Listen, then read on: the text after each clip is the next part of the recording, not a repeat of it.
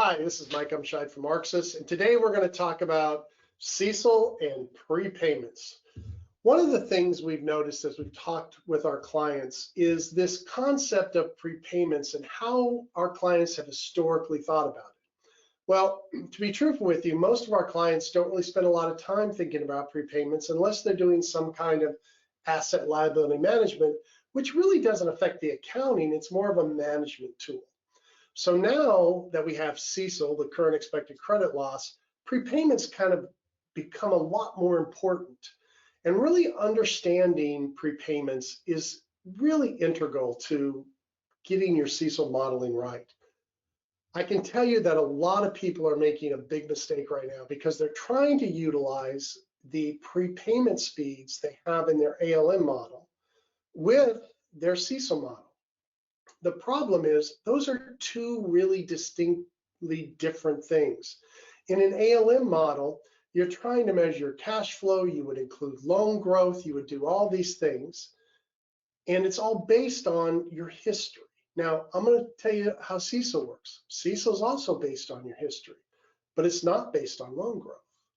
In fact, it's based on your loans simply just paying out and not putting any new loans on your books. So when you think of the two, there is kind of a distinct difference in how you think of how prepayments are going to happen. Now, why is that? Because what we've seen, and we have millions and millions of loans in our data set now, what we see with prepayments is if you take loan or pool of loans and you start watching them by vintage, there's really distinct vintage curves based on the economic environment, right? So if certain economic environments are going to cause people to prepay their loan quicker, and certain economic environments are going to have them draw back on those prepayments. For example, we have just gone through this cycle with mortgages where tons of refinancings have happened. And we're also thinking that real estate rates and mortgage rates are going to go up. But what are the chances that prepayments are going to stay high if interest rates go up? Probably they're not. So you just can't look back and say, well, my constant prepayment rate is 4%, so I'm going to keep using that in my CECL model because that's what I use in my ALM model.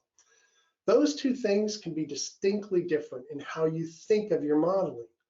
And you really have to be careful that you're really keeping those things in mind. Not that you don't have to think about that for an ALM model, but how you think of your data.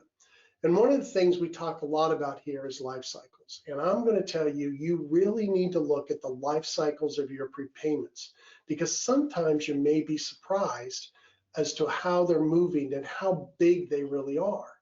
And also be careful that you don't include refinancings unless you really understand what the effect of that is. If somebody's refinancing with you, yeah, you could call it a prepayment, but the real dollars haven't changed. And so keep that in mind, that the dollars you have out the door is exactly the same if you do a refinance. So how you want to look at your prepayments, how you want to measure them, how you want to see them through time, all those are important factors when you think about how you're going to use prepayments in your CECL model. We have more information at ARCSysOnline.com, so please visit our website and hope you'll join us on another video. Thanks.